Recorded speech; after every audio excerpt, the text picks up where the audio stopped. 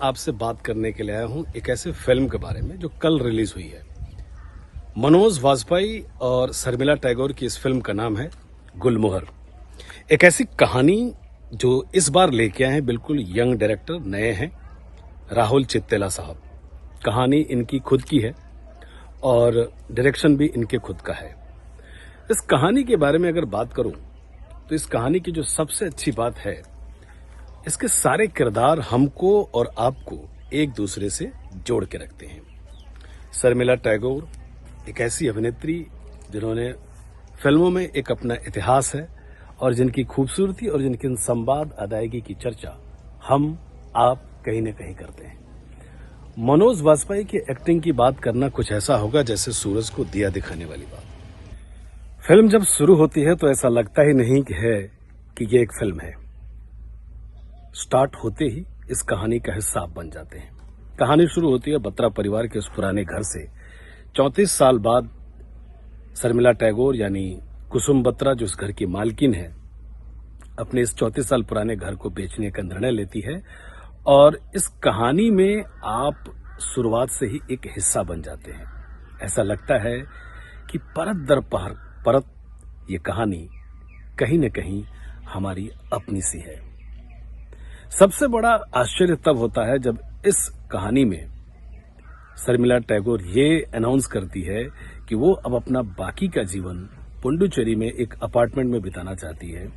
तो अरुण यानी मनोज वाजपेयी और पूरा परिवार स्तब्ध हो जाता है। परत दर परत कहानी की कड़ियां एक दूसरे को इस तरह से पिरो के रखी है कि आप उसका हिस्सा बन जाते हैं। कुछ खट्टी यादें हैं, कुछ मीठी यादें हैं। और सबसे कमाल की बात तो यह है कि माँ बाप अपने बच्चों से प्यार इसलिए नहीं करते हैं क्योंकि वो उनके खून के रिश्ते होते हैं, बल्कि हर माँ बाप अपने बच्चों से यही चाहता है कि उनकी सफलता और उनके बड़े बड़े खुशियों के मौकों पर हम उनकी यादों का एक हिस्सा रहें। यादों का गुलदस्ता गुलमोहर एक ऐसी कहानी जो बड़ी ही सिंपल है लेकिन असरदार है और अपने अंदर एक पूरी दुनिया को समेट करके लेके चलती है।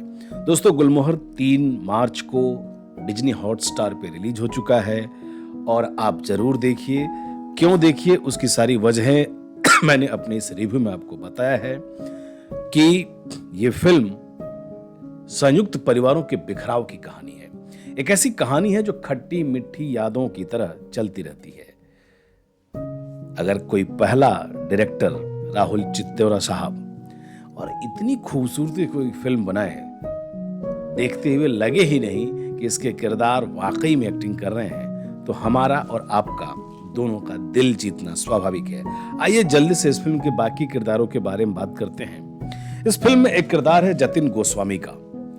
जतिन गोस्वामी इसमें जीतू यानी जितेंद्र का रोल कर रहे हैं, जो कि एक चौकीदार है बड़े घर का। और जीतू मन ही मन इसी घर की जो नौकरानी है यानी खाना बनाने वाली कुक रेशमा, जिनका पूरा नाम शांति है, इससे कहीं ना कहीं प्यार करते हैं। और इन दोनों के बीच में एक गहरी केमिस्ट्री थोड़ी देर के लिए दिखती है लेकिन काफी असरदार है। मैंने पहली बार देखा है रेशमा को, जो इस फिल्म में एक कुक का रोल कर रही हैं, लेकिन बहुत कुछ वो अपनी आंखों से कह जाती हैं। वो बेबसी और वो छुपाने की सारी रस्में सब कुछ बयां कर देती हैं। एक और किरदार जिसकी चर्चा अगर इस फिल्म में न की जाए तो लाजमी नहीं होगा, that is Chandan Roy as a Param. Param का किरदार ये निभा रहे हैं, जीतू के दोस्त हैं। और इनको मैंने देखा था पंचायत 3 में, 2 में। बहुत ही उम्दा कलाकार हैं और आप देख लीजिए एक हंसमुख प्रतिभा। वैसे तो ये बहुमुखी प्रतिभा के धनी है, लेकिन इस फिल्म में बहुत छोटा इनका रोल है, लेकिन वो रोल भी इन्होंने भरपूर निभाया है। और जीतू एक कम पढ़े लिखे, बल्कि बिल्कुल पढ़े लिखे नहीं है, इस फिल्म में बहुत ही संजीदगी से अपने किरदारों के साथ न्याय किया है। अमोल पालेकर साहब के बारे में ज्यादा कुछ नहीं कहूंगा, मजे हुए कलाकार हैं और उन्होंने इस फिल्म में सुधाकर की भूमिका निभाई है। तो कुल मिलाकर के गुलदस्ता खट्टी मीठी यादों की ही नहीं, बल्कि एक ऐसी कहानी है जिसे हमें, आपको या हर उस व्यक्ति को देखना चाहिए जो कहीं न कहीं गांवों से, कस्बों से या संयुक्त परिवारों से जुड़ा हुआ होता है। तब तक के लिए जय हिंद।